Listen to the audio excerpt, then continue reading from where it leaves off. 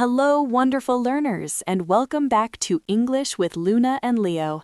I'm Luna. And I'm Leo. We're so happy you're here with us today.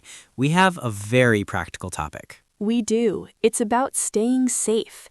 Today, we'll learn how to talk about police and emergencies in English. This is important vocabulary for life in the United States. We hope you never need it, but it's very, very good to know. Absolutely. Knowing these words can help you stay calm and get help if you need it. So, are you ready to learn some important words? Yes, I'm ready. Great. Let's start with the most important number. In the United States, the number for all serious emergencies is 911. 911. You call this number for police, firefighters, or an ambulance. That's right. An ambulance is the special vehicle that takes sick people or injured people to the hospital. Let's practice saying the number clearly. It's 3 separate numbers. Repeat after me.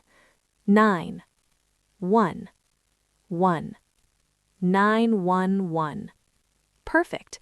You only call 911 for a real emergency. A real emergency is a situation where someone is in immediate danger or needs help right away. Can you give us an example of a real emergency? Of course, a very common emergency is a car accident. This is when 2 or more vehicles crash into each other. It's also called a collision. Car accident. Collision. Good. Let's practice these words. Repeat after me. Accident. Car accident. There has been a car accident. Excellent.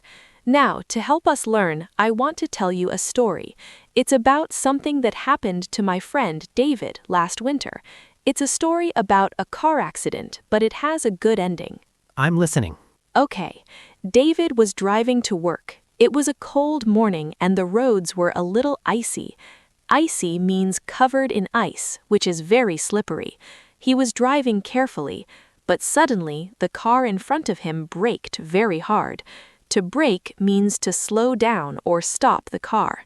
Oh no, did David hit the car? He tried to stop, but the road was too icy. His car slid. To slide means to move smoothly and quickly over a slippery surface. His car slid forward and bumped the car in front. A bump is a light hit, not a hard crash. So it was a small accident, a fender bender. I've heard that word. It means a small accident with little damage. That's a great American slang term, Leo, a fender bender. The fender is the part over the wheel, so it's often just that part that gets bent.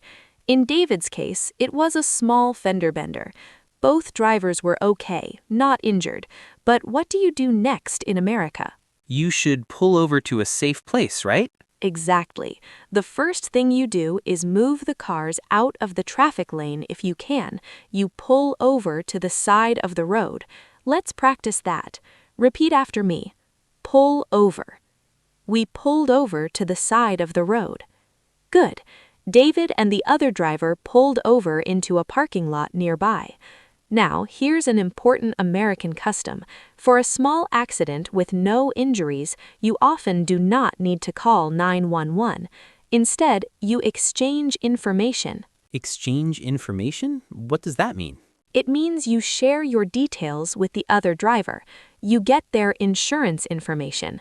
Insurance is a contract with a company that pays for repairs or medical costs in an accident. You also get their driver's license number and phone number. So you talk to the other person and write everything down. Yes, you should also take photos of the damage with your phone. This is very common now.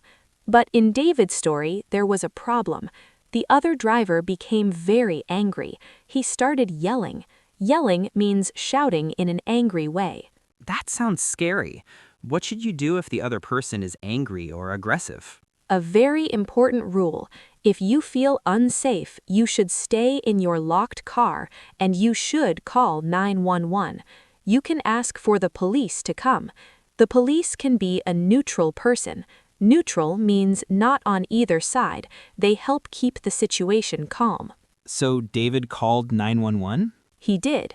He got back in his car, locked the door, and dialed 911. A dispatcher answered. A dispatcher is the person who answers emergency calls and sends help. What did David say to the dispatcher? He was calm and clear.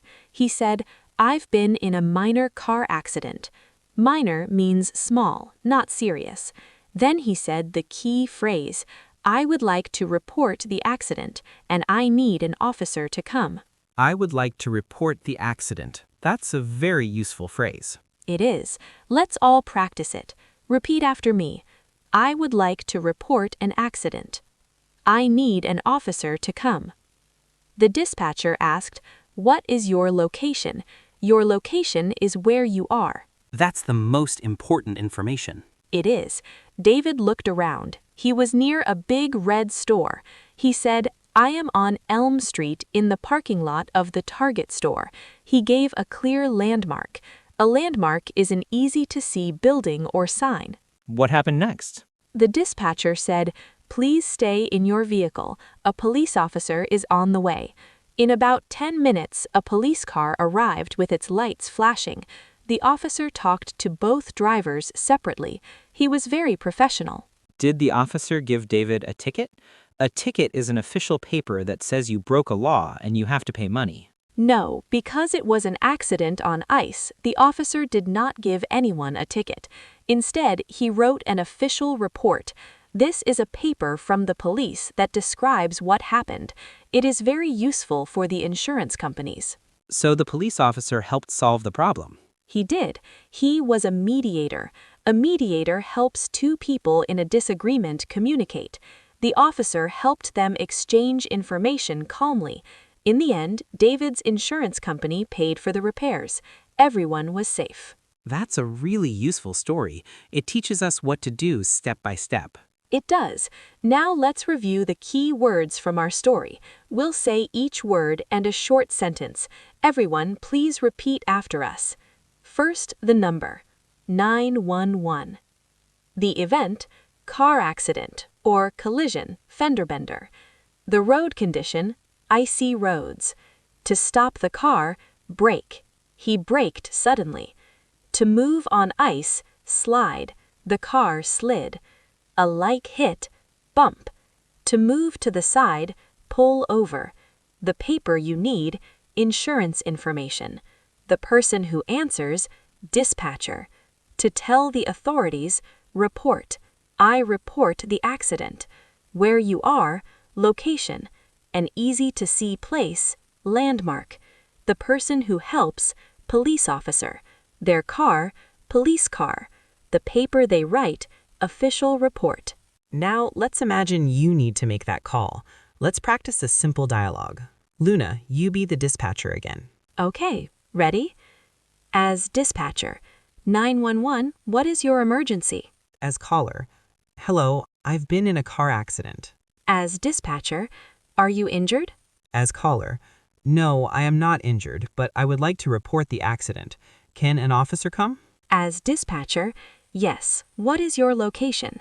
As caller, I am on Oak Street near the First National Bank. It's the bank on the corner. As dispatcher, okay, stay in your vehicle if it's safe. Help is on the way. That was clear and simple. Perfect. Now everyone, let's practice the caller's lines together. Repeat after me. Hello, I've been in a car accident. No, I am not injured. I would like to report the accident. I am on Oak Street near the First National Bank. Wonderful. You sound calm and clear. Remember, if someone is injured, you say that first. You say, I need an ambulance. Someone is hurt. That's right. Always say the most important thing first. Injuries, then fire, then the location. Learning this vocabulary is like having a safety tool in your language toolbox. I love that, Leo. A safety tool. We want you to feel prepared and confident. Let's do our final short review. We'll say just the most critical phrases one more time. The emergency number, 911. To describe the problem, I've been in a car accident. To ask for help, I would like to report it, or I need an officer. The key question you must answer, what is your location? The people involved, police officer, dispatcher. And the goal, stay calm, communicate clearly, and get help. Excellent. Thank you for learning this important topic with us today. We know it can feel a little serious, but being prepared is a wonderful thing. It helps you understand American TV shows, the news, and most importantly, it helps you in real life. You are becoming a more fluent and capable English speaker every day. We are so proud of you. Keep practicing, stay safe, and we'll see you next time on English with Luna and Leo. Goodbye for now.